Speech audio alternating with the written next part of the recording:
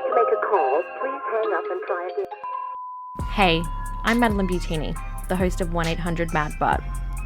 I'm a visual artist from Australia on a conversational journey to call up and talk with the best artists, entrepreneurs, and visionaries of our time. Join myself and my guests as we unravel the stories behind their breathtaking creations and groundbreaking businesses. Make sure to check out our Instagram for extra show notes. You can view it at 1-800-MAD-BUTT. All right, cool. Let's get into it. Hey, Jimmy, how are you going? Hey, Maddie, I'm good. How you doing? Yeah, I'm all right. Thank You're you. all right? Yeah. Thanks so much for coming on my podcast. I really appreciate it. Not a problem. So happy to be here. This is great. I know, I'm excited because I think you will add some value to everyone who's listening. There's a few people that I've interviewed who run businesses like just with an ABN, but I haven't yet spoken to someone who runs like an agency, I guess, per se. So I'm really excited to have a chat. I'll try and step that up for you. I'll try and make it worth the while. No, it's going to be great. So we'll start off with the first question, which is tell us who you are and what you do.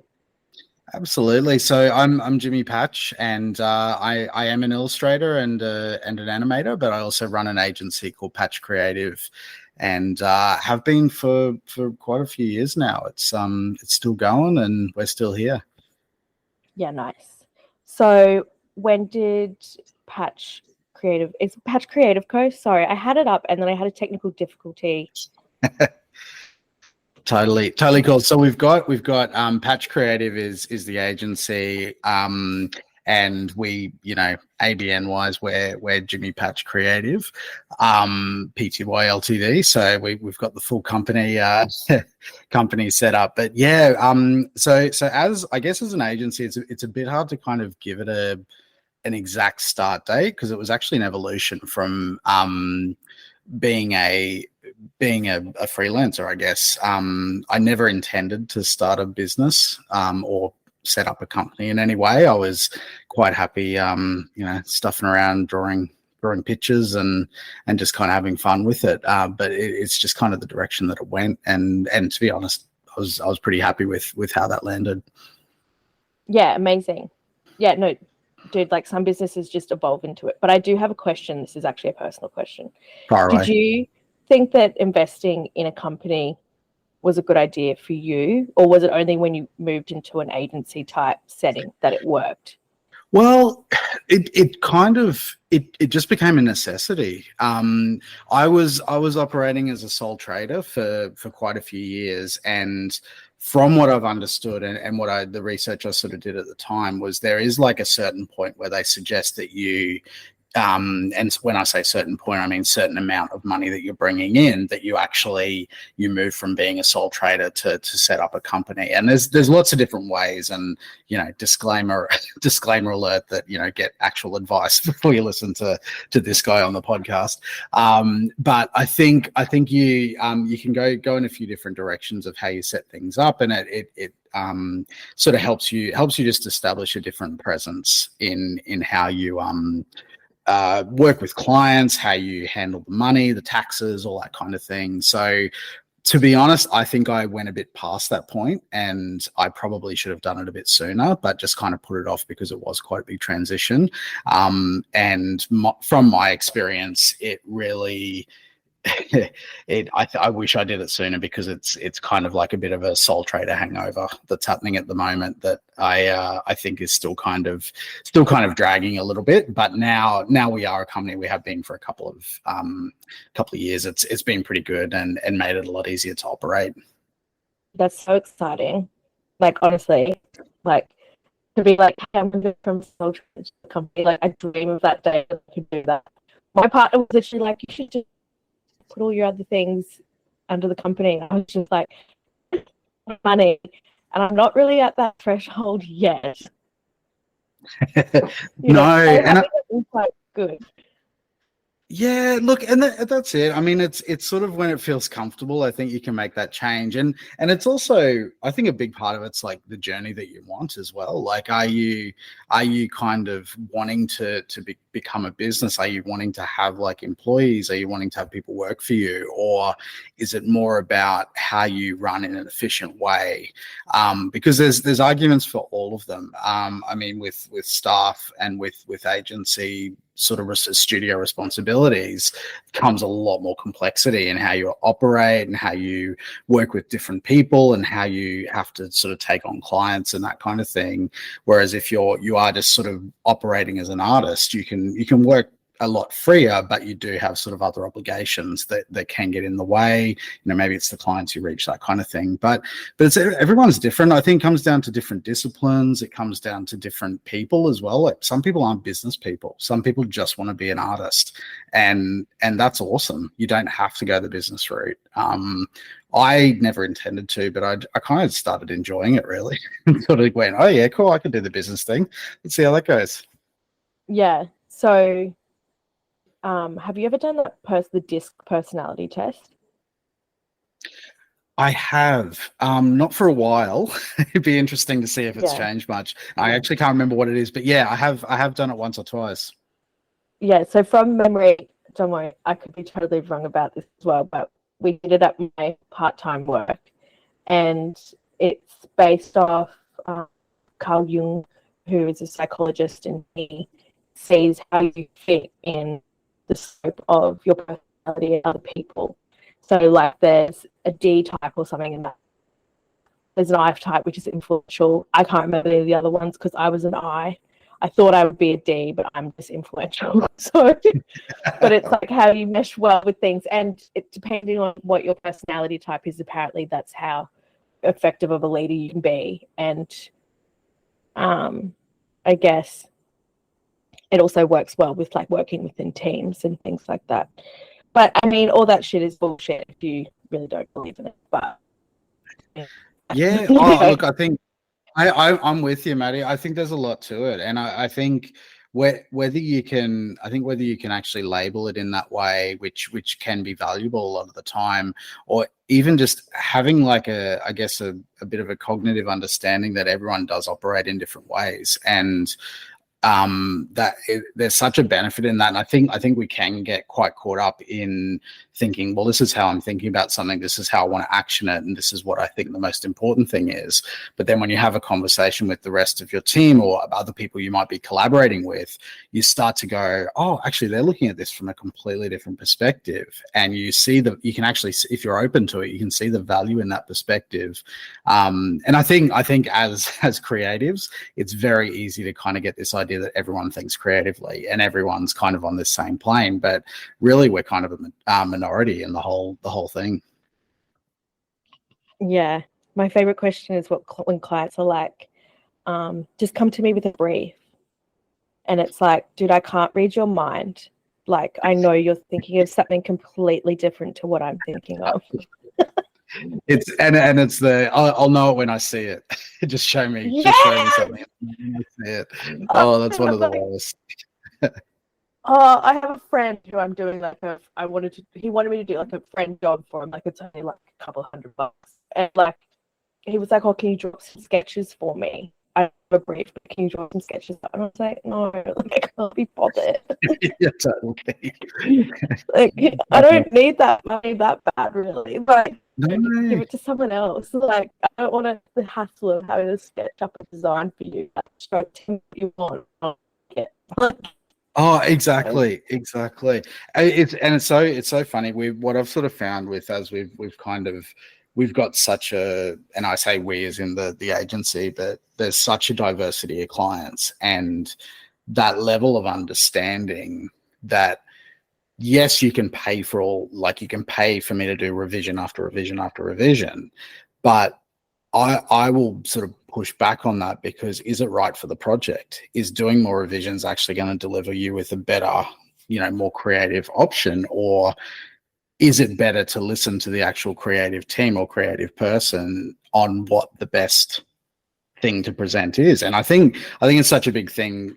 I have a lot of respect for artists such as yourself, Maddie, who have a really strong style. They know what their voice is, they know what their sort of style is. So if people are wanting to have a piece of work from that person, even if it's a commission, they have that appreciation that what's coming out of that is going to be in that style, and that's what they're going to get. There's no sort of discussion on how to do it differently. And I think as an agency, that kind of point can get a little bit diluted. And then, because like we're chartering in the territory where I think people need to brand. So you have your agency and their rules. Sorry, Maddie, I'm losing you a bit on the connection. It's I think you've frozen That's up. right. No, can you hear me now? Yeah, that's better. Sorry, no. It's okay. Man, St. Lucia's, it's local, but I'm going to tell you right now, the internet here fucking sucks. That's much better now, actually. Okay, yeah, you just keep letting me know. So, how many employees do you have at your agency, and what are their roles? Like, is it just you doing the creatives, or is there other people doing creatives as well? Yeah. So at the moment, I've got two permanent employees. One who's, well, including myself, it'll be three. One who's basically handling like her role is I always forget this, studio and projects coordinator. And she'll handle a lot of the client connections. And she's an absolute rock star. She's kind of really helped me pull the business out of a place where I was getting quite frustrated with it. And having someone like that who is so driven, so invested in what you do is it's an incredible honor for a start to have someone who buys into your vision, but also it's someone who can actually deliver and present a lot of work that they're really proud of as well, and they want to do it. So that's been fantastic to have that person involved in the business. Then we've also got a finance person, because I'm very happy to hand that side of the business over and not have to do that or focus on that too much more. Definitely not my forte. I know how to do it and I've worked it all out, but God, I hate it so much. It's the worst.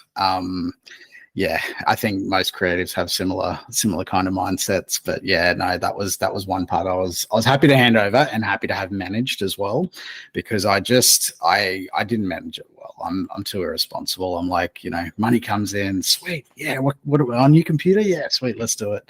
Yeah. But yeah, so that's the other role. And then we've got a pool of contractors that we use as well. So we have regular people that we call in, and we get them to come work on projects with us and help us deliver, basically. Because I think it's great to kind of, and this has been one part that I've had a lot of trouble with, is kind of getting myself off the tools and not necessarily being that person who's creating and doing the sort of heavy lifting of it, but being more of a visionary in the sense that I'm creative directing the process, but I'm also looking towards where the business is going and what we're trying to achieve and what we're trying to do, which has been kind of a more recent step. Probably early last year we had a pretty tough first 6 months of the year, and I was pulling 15-hour days easily. It was nonstop. It was going to bed at 1 a.m, getting up at 5 to keep the work going, and then just trying to maintain that. And yeah, I was shot. Like, it's I wasn't enjoying it either. It wasn't fun. It was just trying to deliver for clients. And and I just got to the point where I'm like, I can't do this anymore. I can't actually do this by myself. This isn't a freelance operation anymore. This is a company. And I'd been sort of thinking that way for a while, but I hadn't actually taken it seriously. And that's where that change sort of happened. So it really has kind of moved in a great direction, and that's definitely a more recent thing. And I'm actually finding now that I've kind of stepped back and I'm being more of a visionary. I've got more time to kind of work on like self-funded projects that I can produce for the company to put forward and for myself to put forward. And I'm actually sort of doing full circle and becoming an artist again while the agency works over there to the side. So yeah, it's been a weird journey. Yeah, wow. This is like, man, the hustle. It's nonstop. It's nonstop. Yeah. That's exactly it. And I think it's been worth it. And I'm enjoying it. And I really want to see it all succeed and grow. But yeah, look, I'm sort of mid-30s, moving towards 40s now, and it is getting a bit exhausting to hustle so hard. But I think like I had 2 weeks off over Christmas, and I was like, yeah, I'm ready to get back into it now. So I do worry if I do slow down too much, I might get a little bit bored. Yeah, amazing. No, I get it. Don't worry. Sometimes I have a break from my art for a bit. I mean, I had a good year and a half break, but that was like really nice. And then I was making like here and there, and now I just kind of just do intuitively whatever I want, because I don't really I don't rely on it as my main income. So like over the break, I bought a wiki wow little DJ thing. It's a DDJ FLX4, so I can teach myself how to DJ. Oh, but then I was teaching myself how to do animation, and I was like, man, this shit is way too addictive. I was like, stop. It totally is. I mean, yeah, DJing, go DJing, don't do animation. No, yeah. I mean, animation's awesome, but it's laborious. Like you see why, you watch any Disney or Pixar movie, and the list of names that go through like in the credits is huge, just because there's so much that needs to be done to make it work and to make it work well. It's intense. It's a full-on thing. I know it enough to do it, but I'm quite okay creative directing it as opposed to doing animation hands-on. Dude, totally. I was like doing codes and shit. I was like, do I have a MySpace page again? Like, what is this? Is Tom my friend again? Yeah, like what is this?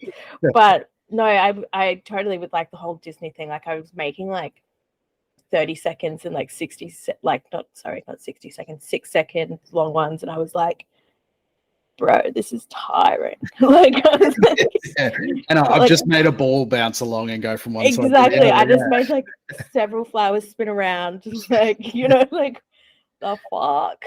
I did see your animations though. They were awesome. That was brilliant. I really liked them. Oh, what I made? Your ones, yeah, they were fantastic. Oh, thanks. Yeah, no, but I started getting really addicted to it, and I was like, no, I know what happens here. We go too far down the rabbit hole, and then like next minute, people will be like, "Can you make me a short story?" Yeah, and I'll be like, fuck. But then they'll only offer me like $1,000 to do it, and I'll be like, Well, look, I mean, you'll have Patch Creative calling you up saying, "Yeah, Maddie, what are you up to? Want to jump on a project?" Dude, if you need a flower to spin, I'm your girl. Like, honestly, that's all we do. That's going to be the new business model, I think. Yeah, spinning flowers. Yeah. So, how did you get into creativity? What was that process like? Yeah, look, it's been a weird path. I've always been creative all the way through childhood. I've found sort of drawings as a kid that I was kind of looking at and going, okay, yeah, I must have been quite into it because they were quite meticulously done and everything.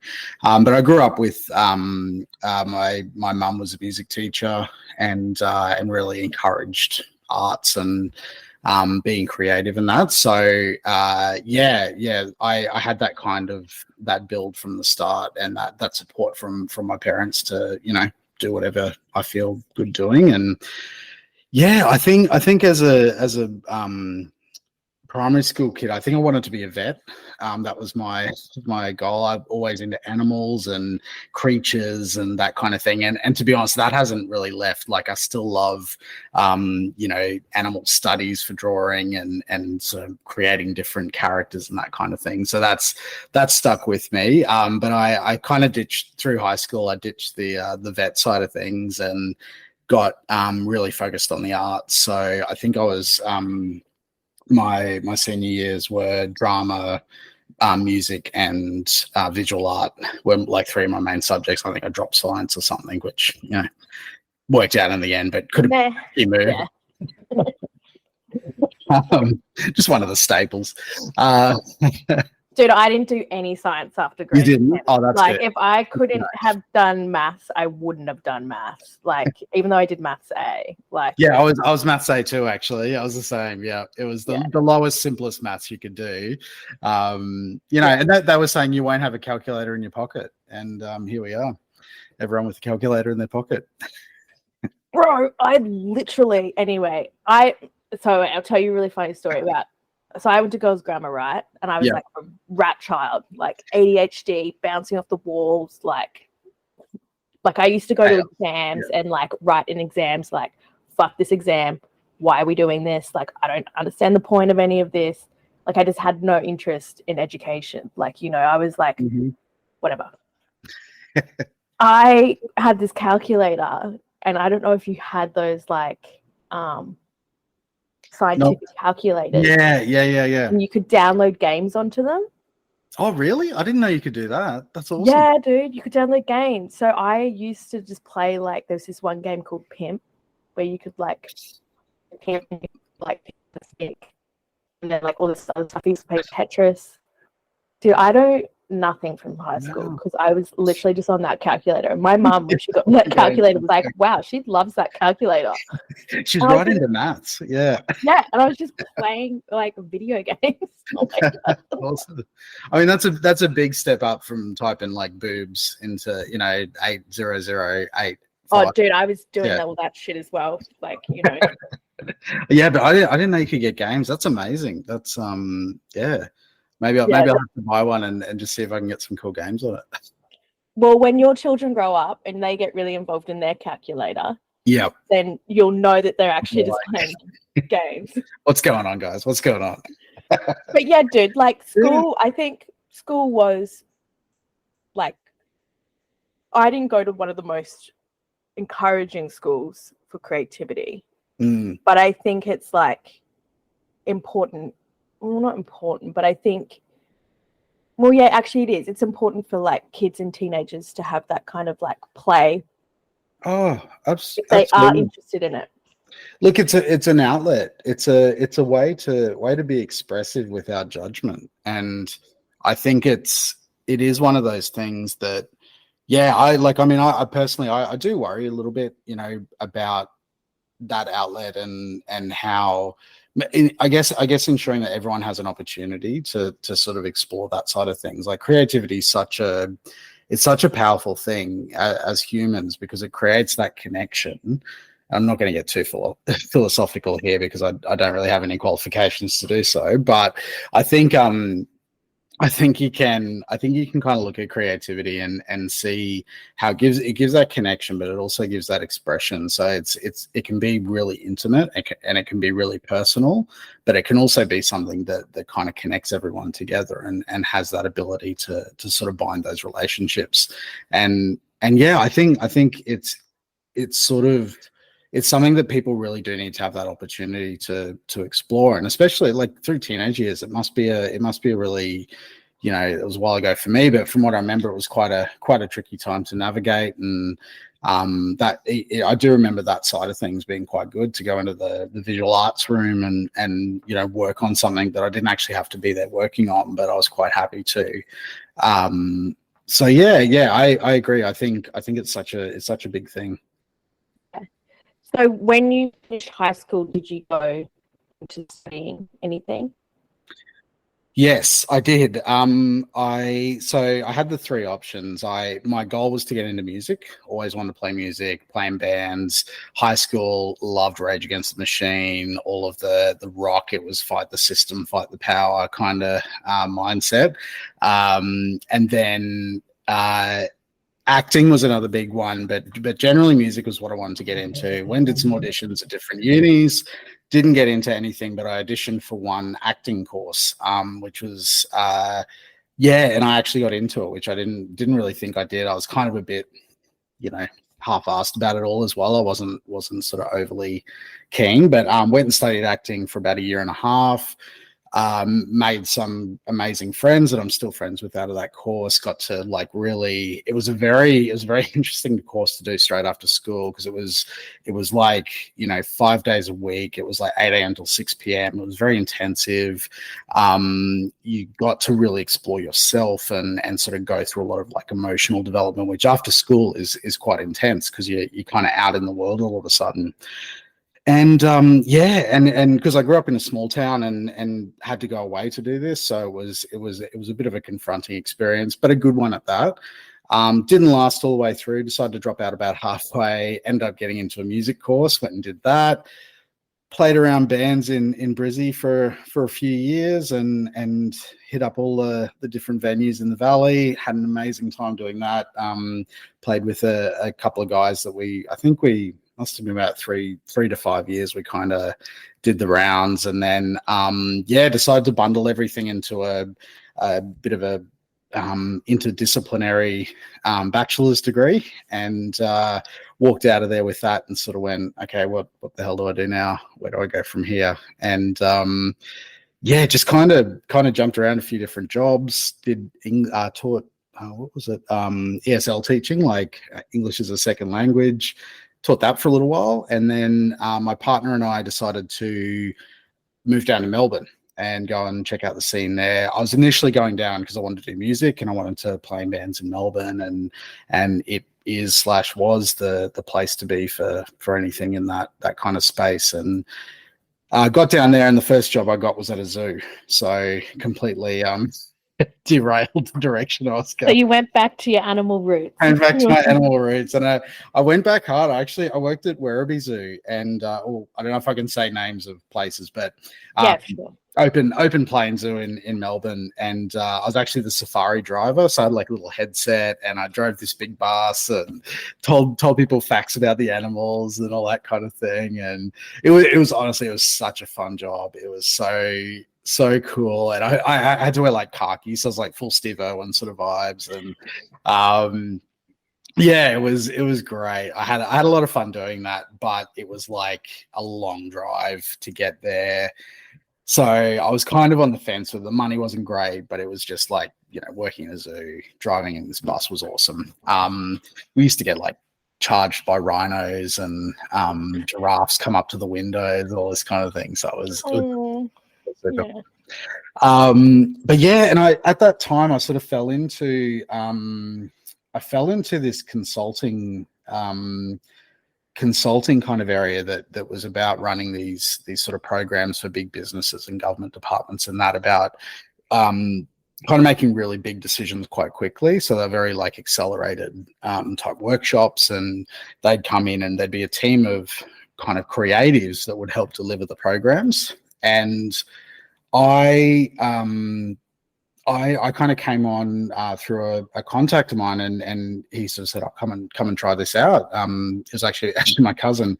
He said, "Come and give this a go and see what you reckon." And this was probably about 14 years ago now, I think. And I sort of went down and did my first one, and I was like, "Oh, this is pretty cool. I'll give it a go." And got to kind of start doing it. And there was this weird thing they did that was called graphic recording, and it was basically live capture of conversations being drawn out on like a whiteboard or butcher's paper. Most of the time we use whiteboards. And I sort of just got thrown in the deep end, and they said, we're doing a meeting. Can you get up on the board and do some graphic recording or scribing for us? And I was like, okay, well, I'll give it a go. Total, baptism by fire type situation. And I was like, okay, yep, let's do it. Let's see how we go. And and that's something that that was basically my sort of foray back into visual arts. And I'd always drawn, much like yourself, Maddie. I was, sketching in my notebooks through school and drawing pictures all over them while I'm kind of half listening, half into it. And and that gave me that opportunity to kind of re-explore that. And like I said, that was about 14 years ago, and I kept contracting with that for a while. And we made, my partner and I made the decision to leave Melbourne after a couple of years and go over to the UK. So we went over to the UK and met a couple of guys who ran a very small consultancy that did similar stuff over there. And they said, I went and I met one of them on one job, and I got in touch and said, look, I'm looking for work. London's expensive, need to jump onto something. And said, oh, come and meet us at this place.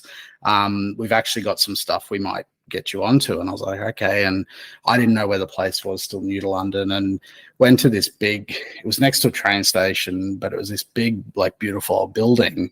And these two guys come out in like tuxedos, and they've got a glass of champagne in their hands, and they were attending a wedding that was there, and they came out to talk to me about the job during the wedding and come and have a chat.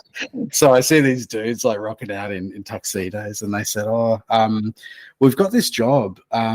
It's actually it's going to be 5 weeks of work. Would you be keen? I'm like, oh my God, yes, let's do this. I really need the money. Like, we're, just trying to get settled and all that. And they're like, okay, so just so you know, it's 5 weeks, but it's going to be in Hong Kong, Singapore, and then Sydney. And we're leaving next week. Jesus, yeah. So I had to call my partner, and I'm like, so I got the job with them, but and we just moved over to London. It was like, I think it was like November, so it was like going into winter over there, and then I'm heading basically back where we just came from. Yeah. The warm stuff. But I went and did it, and it was fantastic. It was 5 weeks of getting to work, doing visuals, doing graphics, and I ended up with those two guys in their company. I ended up having about a 10-year relationship with them, and nearly all of their work was overseas. So I got to travel a lot of Asia doing work with them, UAE. We went to Argentina and Chile, America, all that kind of thing. So that was awesome. And it was really, I saw two guys who were really savvy with their business, and they worked really hard, and they kind of cultivated this way that they would operate.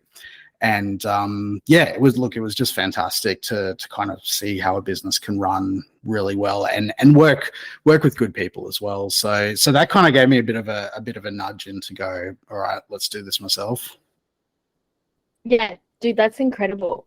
Oh, like, what a life. Like, honestly, I'm so jealous you got to live in Melbourne. Yeah, oh, yes, that was definitely a winner. I mean, Brisbane now, Brisbane's really, really kicking it at the moment. Look, it has been, but I think it's stepping on to a next level. But yeah, I mean, Melbourne intro was great. Like, it was such a great place to live down there. And, I was young and stupid, so just having a great time all the time. And yeah, but it's been a funny kind of point to get here as well. It's been a winding path. Dude, that's incredible. Like, those opportunities. It was funny because I just kind of went with it. And one other thing I really did realize from it was about relationships.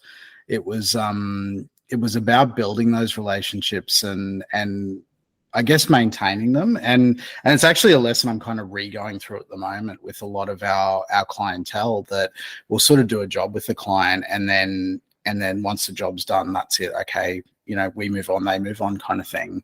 And it's making me realize how important it is to kind of go, okay, that job went really well. Let's catch up again soon, and actually following through with that and maintaining that. But a lot of it is about having those relationships, like from a business sense, but also from a personal sense, and being authentic about it, because people smell bullshit, and they know when you're doing something for another reason. So if you're actually reaching out or connecting with people from a real point of view, it's going to make such a big difference as a creative, as a business person, even as a friend. Like having that open channel is so crucial, and that I've found that through that whole process, and being open to actually communicating and having those conversations. Yeah, one of the things that I've been really transparent about this year is giving feedback to people. So like adjusting feedback and, good feedback, but mostly like adjusting feedback.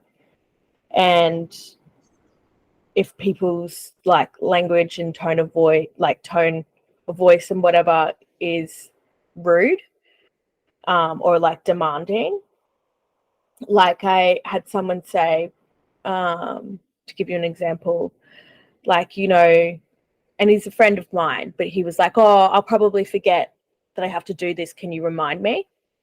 And I'm like, dude, get a calendar. Like, I'm not your boss. I'm also your friend. And that sounded rude. Like, you can't be saying that to clients. Like, if I was a client, I would not come back to you. Like, you know what I mean? And it's not because I know better. It's because like I actually want to help his business. And do you know what I mean? Like, oh, totally. I feel like people just step aside on giving people actual feedback these days. And then they're like, oh, I don't know why, like, this happened or this happened, or like, it's like people actually need to have feedback. And if you work by yourself like this person does, he probably never gets any feedback, I completely agree, Maddie, and I think it's one of those things that feedback isn't necessarily a criticism, and I think people can kind of get really caught up in that mindset of feeling like if you're giving feedback, it's saying, I don't think you've done a good job, or I don't think your work's at a quality, or you're being very nice or anything. What it is it's saying, I've noticed this and I just want to communicate that with you.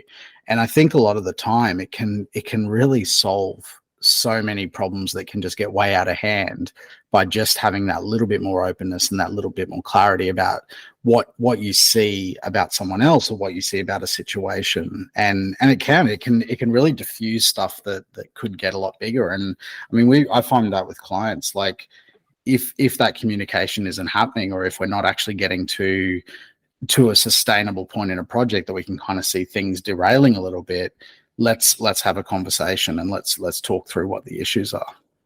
Yeah, totally. Man, I had this one client say to me, we had this really successful job, and then she was like, I'm going to send you another $3,000. And then she never sent me the money. That's so awkward. And I would like hit her up. How do you even approach that? I know, like she was literally like, she was like, oh, Maddie, it's been really successful. Like, we love what you did. Like, we're going to send you an extra $3,000 just like as a bonus to say thanks. Yeah. And so I kept hitting her up, being like, hey, you promised me this $3,000. Like, I'm here to collect. Like, yeah, because it's I mean, being a bonus, it's kind of hard to ask. I imagine it'd be really difficult to ask for as well, to kind of be like, oh, you know how you said that extra. No, dude, I was literally just like replying to that email she sent, being like, hey, here's my bank details. I've sent you an invoice. Just checking in. Yeah. What's going on with this? And then she came to, because I'm just want to talk on the basis of relationships, right? And then she came to me and she was like, oh, do you want to do some more work together? And I was like, but what about that $3,000? Like, like what happened there? Yeah. I just want to know, like, do you guys have money? Because like, I don't want to enter in another contract with you guys and you guys not have any money. Like, I'm concerned. Like, yeah, exactly. Like, you could always do that. That next job is just $3,000 more expensive than the last job, and just bundle it all together. But yeah, dude. But we started like working on like workshopping ideas for this other job, and then she's just like dropped out of nowhere. So I'm just like, man, I have no idea what is going on.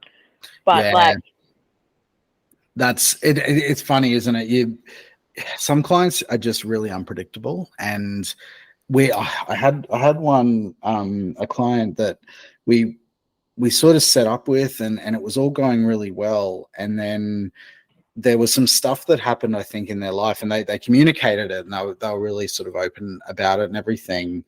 And then it took them a while to sort of come back to, and we said, no problem, whenever you're ready. And then the project just kind of disappeared. Like it all got paid for in the end. There was no like financial stuff, but nothing came of it, and it sort of didn't go anywhere. And we sort of asked for feedback and just didn't really get anything back, because I mean, I like personally with any project, whether it's something I'm creating personally or with that, you know, is being created with the agency, with our contractors and that kind of thing, like I want to know that it's going to be used. And if not, like I want to talk about why it hasn't been used, or why it might not actually be sort of, did something go wrong? Are you not happy with what you've got? Because I mean, as an artist, I think every creative wants to know that. Like, as much as we want to separate the creative from the, you know, the commodity and the business side of it, I think that's almost impossible. I think we're always going to be a little bit emotionally attached to what we create and produce.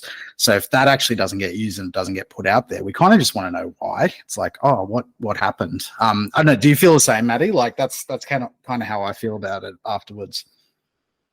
Yeah, I do. Yeah, like I don't know. I feel like post-COVID, there's been some weird shit going on with my past clients and the clients that I've been working with. Like, you know, I had to hire a lawyer for one, because like they were just pushing professional boundaries and wouldn't leave me alone. And I signed this agreement with them, and they kind of felt like they owned me a little bit.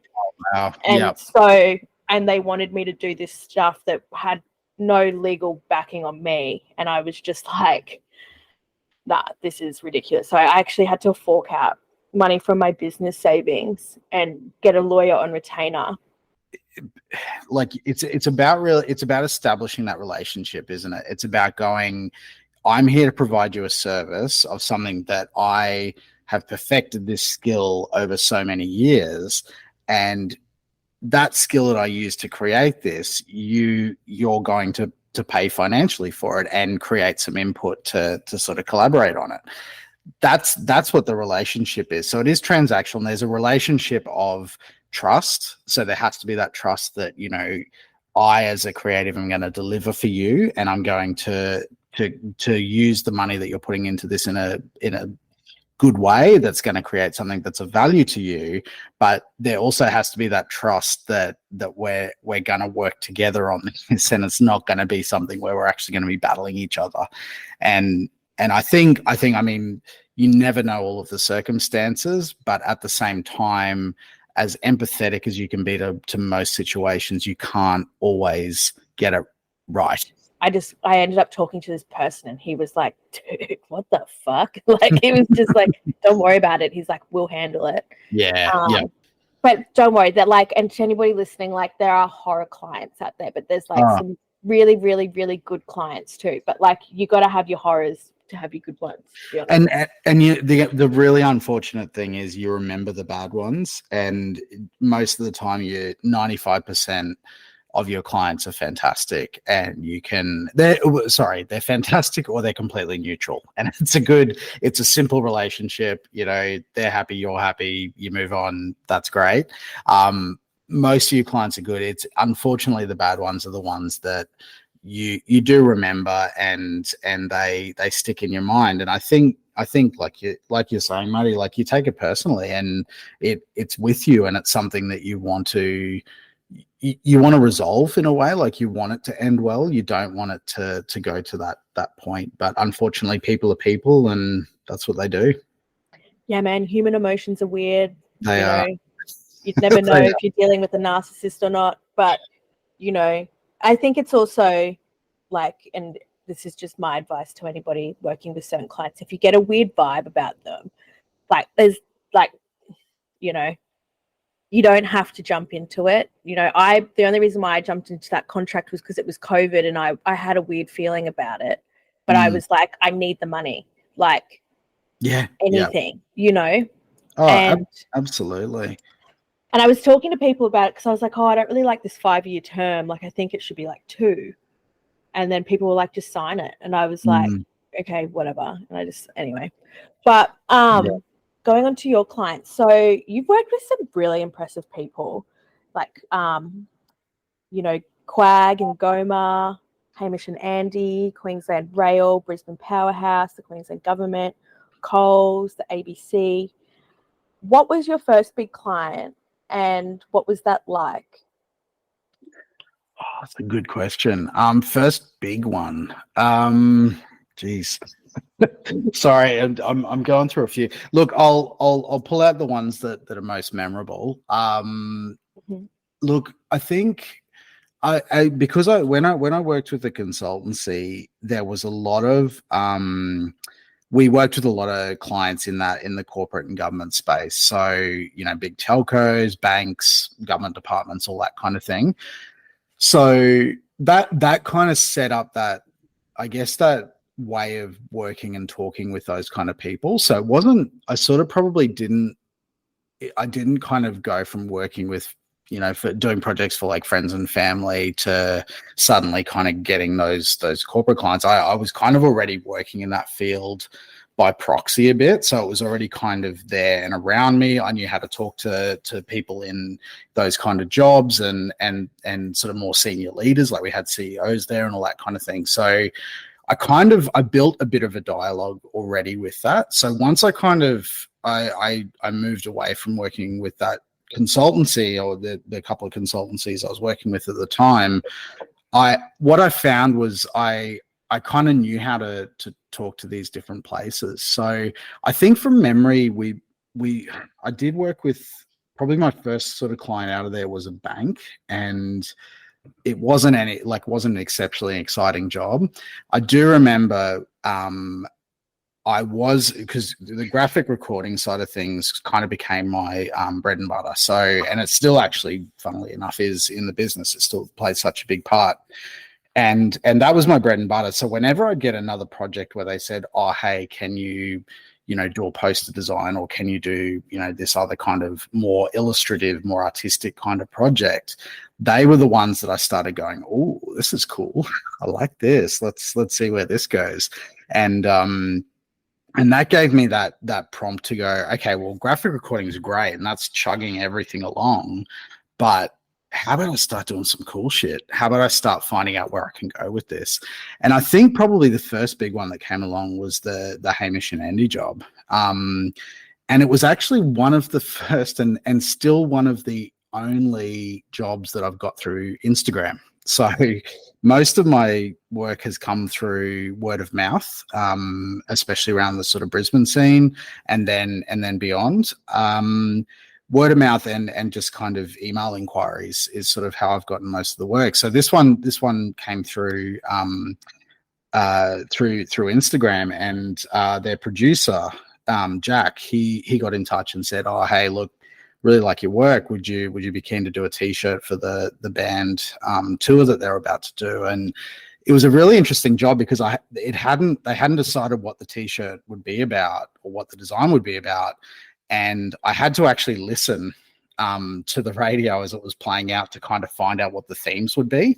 So as I was like working on other projects, I've just got like the headphones on, listening to their radio show and kind of picking up on different things that would pop out, so I could have that kind of depth in the image at the end. And we ended up, I think it was a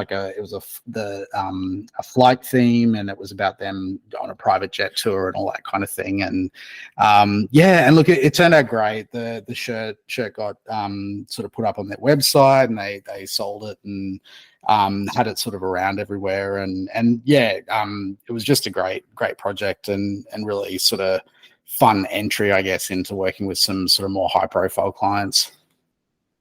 Oh my God, I love that. And do you not know that there's a secondary degree of separation here?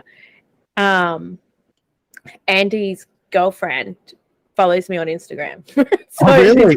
Yeah, Brilliant. that's how small Australia is. Oh, mate, it's you always find that connection, don't you? That's brilliant. Yeah, no, that's so funny. I love Hamish and Andy. That would have been like so. I don't know. I think because like they were also so big in like the early 2000s, like that would have been like awesome to get as a job, just to be like, oh my God, these guys who are like literal tastemakers of Australia are like hitting me up for my design. Like, that's awesome. Oh, it was so I guess confirming. Like I just kind of went, oh wow, okay, right. Like I can kind of I can play in this field now. Like I can be in that area. And I think it's still kind of getting my head around that to sort of get to that point. But after I got that, putting them as a client on the website definitely kind of created that engagement with other clients. So like, oh, I saw you worked with those guys. And so that was a really great start to kind of look at, okay, graphic recording is great and I really enjoy it. But what like more high profile stuff can I get? And that it did from there. I sort of started to find myself, move in different areas. Yeah. No, I'm looking at your list of things and I'm like, man, I need to think more like a man, Yeah, my man brain. It's because when I was talking to Kyle, there's like this thing that people say, which is that like women typically will be apprehensive before they go ahead and agree to something, whereas men will just be like, yep, like what is it? I'll do it. Like I can do anything, And I'm just like, I'm like, man, I know that I just focus on one very, very niche style, but I'm like, man, I look through your list of people and I'm like, damn, that's so good. Like, seriously, you should be so like proud of yourself, of building. I totally am. Stuff. Yeah, I totally am, Maddie. I think I'm absolutely chuffed, and I do, the fact of sort of where I am and that I have built a business that can actually support my family and that is pretty, like, it still feels great. But I do like what you're sort of saying, like that saying yes to things and continually kind of pushing through and saying, like I'll work on that when, I'll just work out how to do that once I get going. And I have taken that approach to it. Like I have just said, the first animation job I ever got, I remember having a call with the client and they were a consultancy. And he asked, do you do this? And I said, yeah, sure, no problem. Yeah, all good. And I literally had never done it before. So I was basically learning After Effects as I did this job for this big client. Yeah. And I remember a call with him probably like a week or two into the project. And I was sort of trying to say, oh yeah, I'm about to get to that point. And I'm, trying to work it out. And he sort of paused and he said, Jimmy, I just want to check, can you do this? Like, can you actually deliver on this? And I had to take a breath because it must have been something in my voice that he kind of heard my doubt of where everything was at. And I did. I sort of paused and just kind of thought, okay, shit, can I actually do this? Am I on the right track, or am I just, am I kidding myself? And I think I did kind of snap things into gear a little bit there and say, okay, no, that's cool. Like if I want to do animation, if I want this to be part of what I do, this is the point where I need to kind of push through with it. And like obviously late nights and bleary eyes and trying to move little keyframes in After Effects and all that kind of thing became a big part of just trying to make it work. But look, it's paid off. And at the same time, I do appreciate it. It takes not just a lot of courage, but it's for someone to trust you when you're saying yes, you can do something when you haven't done it before is a lot. And I think, what you're sort of touching on before as well around, like the man brain saying yes, that kind of thing. I recognize my privilege in it as well. And having that trust of the client to trust me when I do kind of feel a little bit like maybe I can't deliver on this. There is an element of privilege in that, and there is an element of trusting that I'll deliver when I might be kind of a little bit shaky on it. And I am lucky for that, but I do recognize my position in the industry with that. Yeah, no, definitely. And thanks for acknowledging your privilege as having just natural man brain. Yeah. my privileged natural man brain. Yeah. But I mean there is, look, it's I do recognize, and I have had situations where I'll be in I have had them before where I'll be in like a room with either a client or a contract or someone I've been dealing with, and I'm getting talked to more than the woman who's standing next to me and that kind of thing, when realistically they're the ones kind of driving the conversation. And it's something that, it's getting there, but it's getting there slowly. And I don't think it needs to it needs to be sort of acknowledged more. Yeah, totally. Yeah, no, before I put my like full name out on my art, people used to think I was a man, and I was like, oh, like imagine a man calling himself Mad Butt, like what the fuck, like yeah, no, but I think like, I don't know, I just think it's so awesome that it's a business, especially a business from, that's Australian and it's creative, to see how much, I guess, like the communities and those big organizations have like wrapped around you and kind of helped. I mean, it's obvious that you keep relationships really, really well. I would almost say that you're like an extrovert, because going through your work and the case studies on your website, there's like a lot of repeat jobs.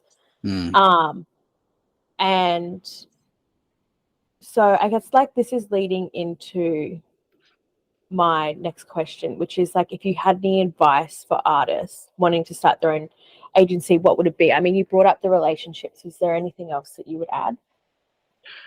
Yeah. I mean, yeah, look, definitely relationships, but oh God, I'm trying to think of something that doesn't sound too corny, but I've got the corniest one in my head. But basically it's just going for it. Like, it's really just kind of pushing and don't stop pushing, because I think it's so easy to make the mistakes, but the hard part is making the mistakes and then learning from them, because that's where you need to go. Oh, that sucked.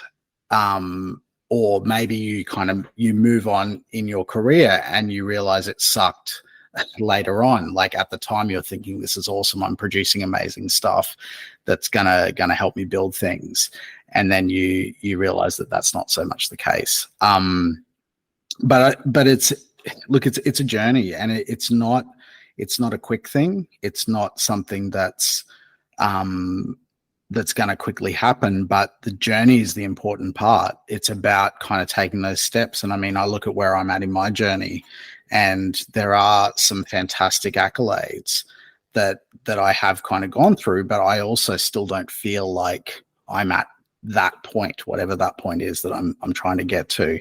So I think you will enjoy the journey, but you also get frustrated with the journey, and you'll get in your head about the journey and think that you're either further on or further back than you actually are. But it's not. That's kind of the whole part of it, is having those opportunities to sort of to grow and thrive. But with an agency, if looking from that perspective, I mean, you've got to be business savvy, and if you're not business savvy, you got to learn how to become business savvy, which is sort of what I've done. I definitely never set out to start a business or own a business. I'm very lucky that in my family I had some people that I could really look up to who did start and run their own businesses. My granddad ran a little electrical company that did really well and kind of got to a really good point. And he was a great entrepreneur. My mum did the same thing, started a great business that's still going. So I've had that inspiration. I've seen that happen, but it wasn't something I ever set out to do. And I think I've learned a lot, and I've had to learn a lot, because you can't be ignorant to stuff in business, or it eats you alive. It's it's something that you've got to be open to learning about.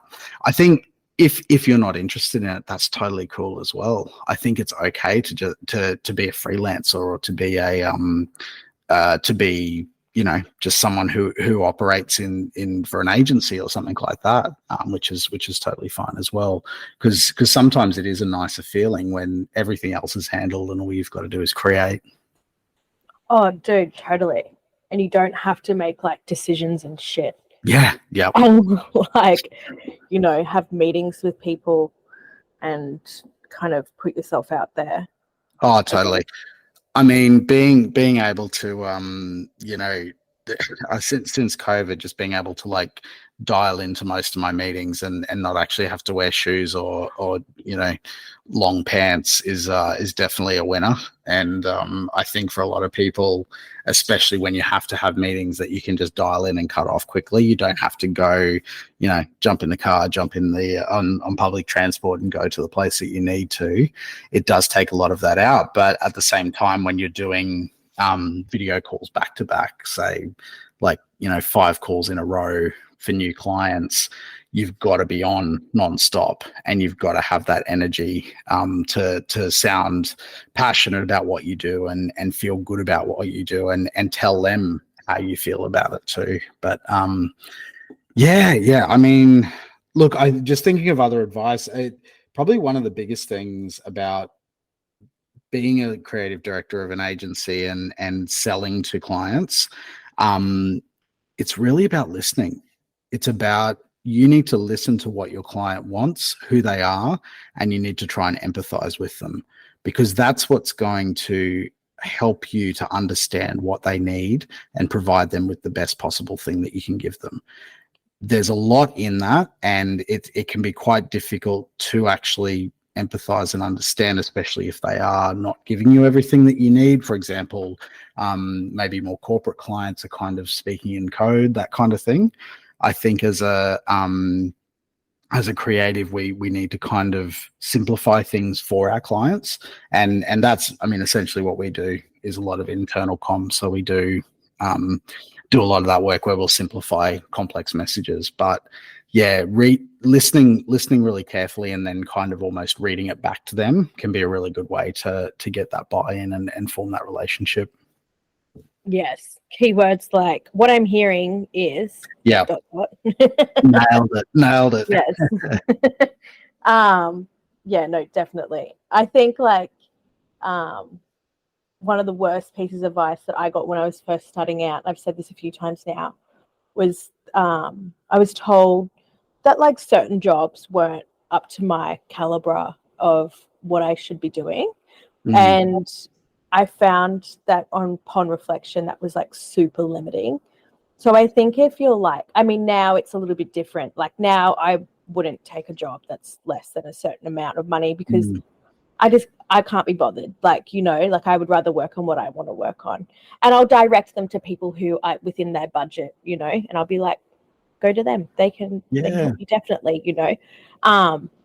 But it's just like your capacity. But like at the beginning, I was like literally being mentored by this person who had who was getting like $50,000 jobs and stuff.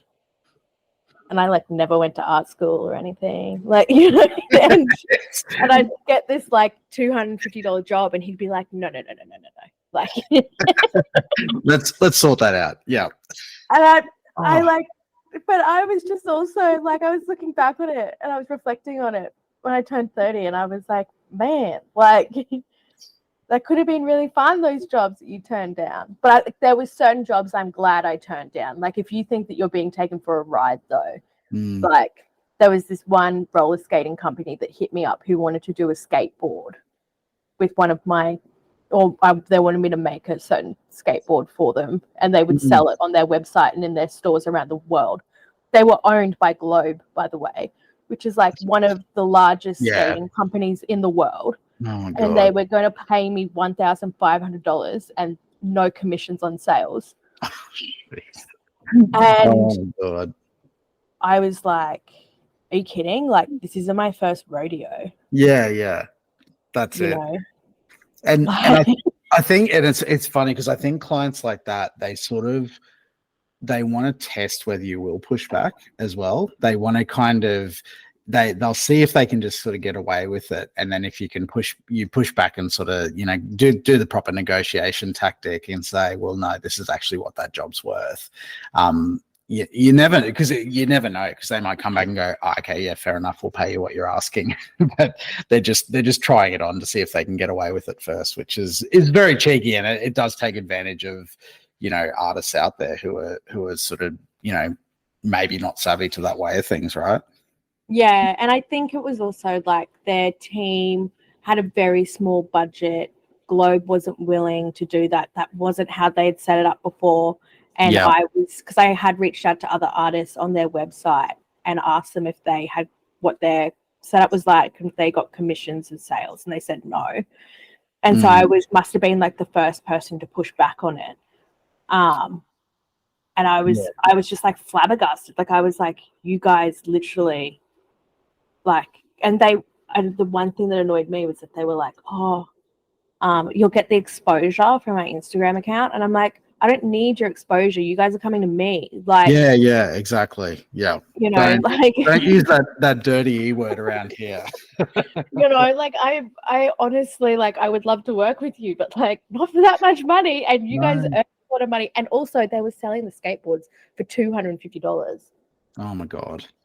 I know. Like if they were giving them away for free, I'd be like, sure. Like that makes sense. But like, oh my God.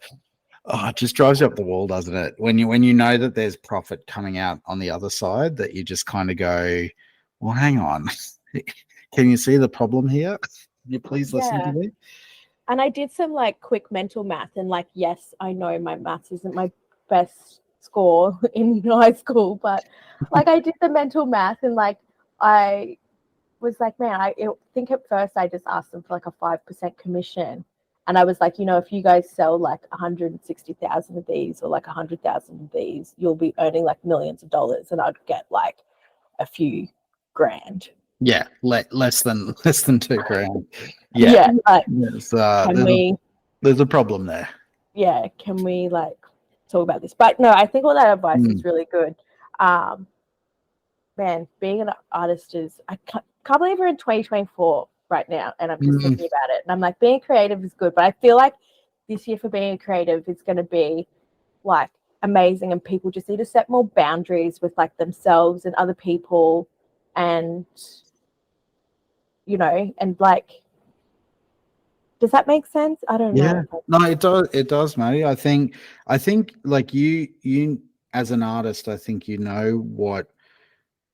what you're worth, and it's a journey to get there. It's like it takes a little while for you to understand really what you're worth and feel comfortable with that. Now, what you're saying before, like you're talking to a mentor who's in the $50,000 job sort of point of view, like that. I sort of look back on what I was charging years ago and just kind of go, holy shit, like that was so low. Like I know my work wasn't where it is now, but it was also worth more than what I was actually charging.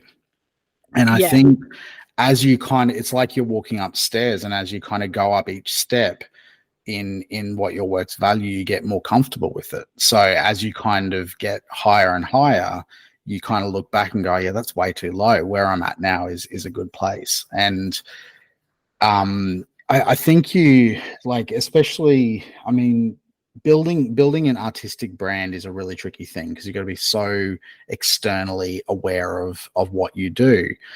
But once you build that brand, that's where your value is. And I think my personal thoughts are like, you as an artist is a brand, and as that brand, that's the value of your product and what you put out there, and your collaboration as well, whether you're working with a bigger brand or whether you're just creating commission pieces.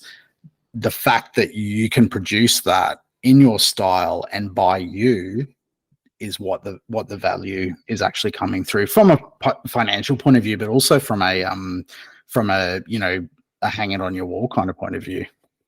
Yeah. No, totally. I don't have anything else to add to that. But just know your value. Yeah. And you can always change it, Totally. Artists develop and change styles, and I had a and I've sort of been trying to think more like an artist recently, because I've actually just been signed up by an agency myself, and which agency? The Drawing Arm. Oh, nice. Yeah, which was kind of came out of nowhere as well, and I'm like so pumped about it. It's really exciting. And yeah, it's kind of I've kind of had to get back into that mindset of like, okay, I'm an artist. What do I do again? Like, what's my style? How do I draw stuff? And and yeah, and I think it's been quite a nice little journey to kind of get back to that and start to kind of realize my brand and actually put it, especially putting it in front of an agent and being like, here's the kind of stuff I do, and how would you kind of pitch me, and how would you put me out there? And it's been great. It's been a great experience. I did a job with not a job. I I had an artwork that got put into an exhibition with the design kids a little while ago, and they sort of said, oh, you know, can you just kind of, have you got something you can put forward? And I thought, oh, shit, I probably do, but I want to create something new. I'm not satisfied with just finding something to give you. I'll do something specific for it. And I kind of just threw something on because I work digitally most of the time, and threw something onto the iPad and started playing around with it. And that actually kind of informed like a whole new style that I hadn't really played around with much, and opened up this kind of new version of where I was going. And it was completely unexpected, because I was just doing this because I got asked to submit an artwork into this exhibition. And yeah, it's amazing where that kind of motivation and inspiration can come from when you're actually not expecting anything magical to happen. Yeah. Yeah. No, definitely. yeah. I agree. When I was finding that new style of like spray paint, collage, rip and paste is what I call it. That was like that. I was just like, man, I just need to do something else, like, you know. But I just went on the agency. Congratulations on that. The agents, the Drawing Arms website. They have some really impressive artists, and you're already on there. I'm up there. Yeah. Thanks, Maddie. That's incredible. Yeah, I'm pretty pumped. It's it was kind of a goal of mine for a while, like ages ago, like years ago now, and I hadn't sort of thought too much of it again, because I kind of just got the Patch Creative Agency going, and and had a chat with them recently, and it just kind of sparked up. And yeah, they've got some incredible artists and they've got it's quite consistent, the sort of work like the different artists all have their own style, but they produce like a kind of consistency in it. Yeah, no, definitely. That's I think when I had an agent, that was the problem, was that he didn't really know how to like differentiate me to the other artists that he would represent and that sort of thing. But everything that they have up looks completely different to each person's style, which is nice. It is, and because I think with agency, it's really like representational agency. I mean, it's really about that presentation side of things. It's about like how do you pitch certain artists and put them forward for the right jobs and right roles. Yeah. So, who are some of your favorite artists? You know what? I heard you ask this in one of the other episodes, and I'm so bad with names, so I wrote them down. Amazing! I know she's going to ask me that. I'm just going to totally forget about it. So look, this is, I always find it so difficult because I'm always inspired by different artists, but I just kind of I guess I just sort of I pay attention, but I forget quite quickly, and I'm like, I love that. That's amazing, and that's kind of in my mental creative bank. But look, I mean, locally, Brisbane, there are some amazing artists here, and I've really loved seeing the kind of culture of kind of art that's been happening in Brisbane, and I think it's really starting to get this amazing identity of who kind of produces here, and definitely people like Phoebe Paradise and Tori J are two like that I just reckon smash it up here. They do such a great job. I think in Australia in general, there's a guy signed to, I think he's signed to Jackie Winter, Guy Shield, and illustration wise, he's a freak of nature. He creates so like the illustrations are just exceptional, like from composition to sort of realism, and then like the kind of interpretation of a scene is just so incredibly done. But yeah, no, he's fantastic. James Fosdyke does a lot of illustration based stuff, and then like people like Jessry who do great street art and other sort of mural type work, which is fantastic. But I think on an international level, I kind of there's a lot of artists I think growing up I was definitely inspired by in my work, and like I grew up reading like Calvin and Hobbes, and so I love like Bill Watterson's work and Far Side, Gary Larson type stuff, Mad Magazine, all that kind of thing. So that was definitely built into my mindset growing up. And then I think as I got older, I did get into like a lot of the kind of weirdness of Tim Burton's illustrations, and then some of the old, like the really old school character design in Disney that the 9 Old Men did. So I think a lot of that on a bigger level. When I was kind of going into that phase of really wanting to be an illustrator, which I still kind of am, I think people like there's a guy called Max Ulichny, who I think he's Russian. I apologize if I got that wrong, but he makes digital brushes, and he just has the most incredible illustration style. So his characters and his lighting and everything are just fantastic. But then also Maria Tiarina is an illustrator in London, I think, and she does some incredible work. I've got my camera off now, but I've actually got one of her original watercolors up on my wall, and so I'm like so happy to have that in my space. It's she does some beautiful work. Oh, I love this. Artists supporting artists. Yeah, I buy way too much art. It's a problem. Yeah, you're like too much art. Yeah, we're about to move in together, and he's like, oh, where are we going to put all my art? I'm like, mate, I have no idea. Okay, like I was like, I don't even have enough room for all my art. Like, totally. get your art. Just prioritize. Like, lay them all out on the floor. I'll go through which one. Yeah. No, before he moved in, we put up some of his artwork because I wanted him to, because I have like a big wall filled with art, and I wanted him to feel like included, because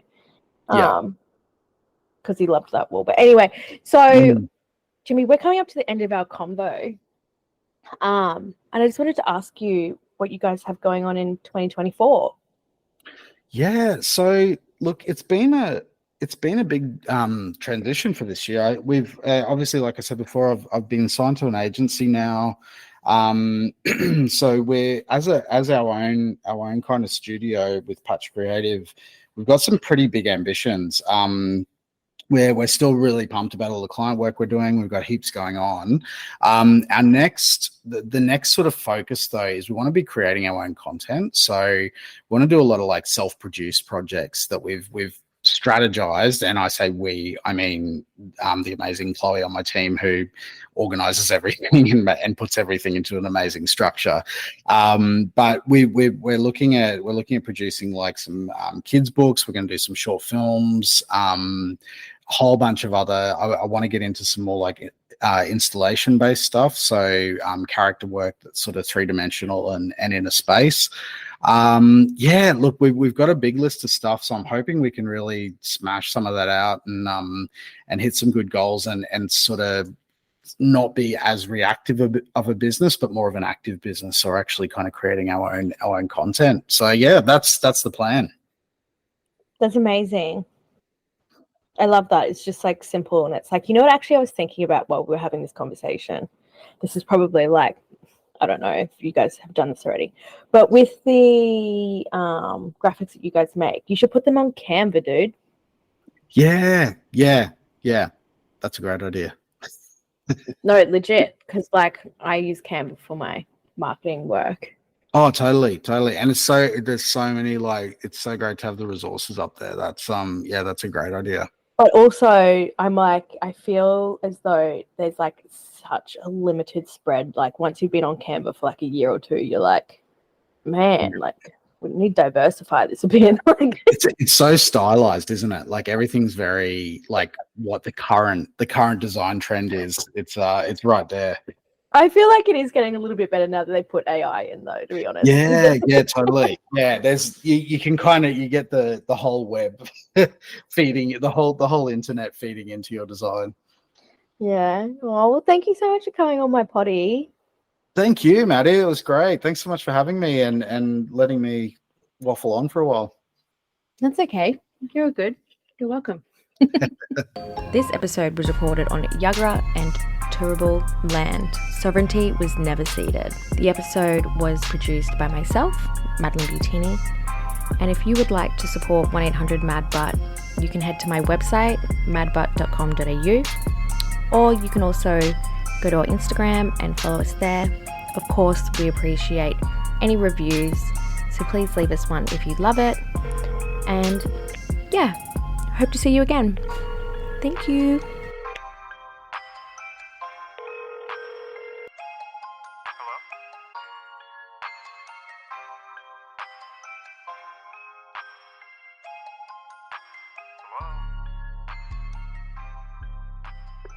If you'd like to make a call, please hang up and try again.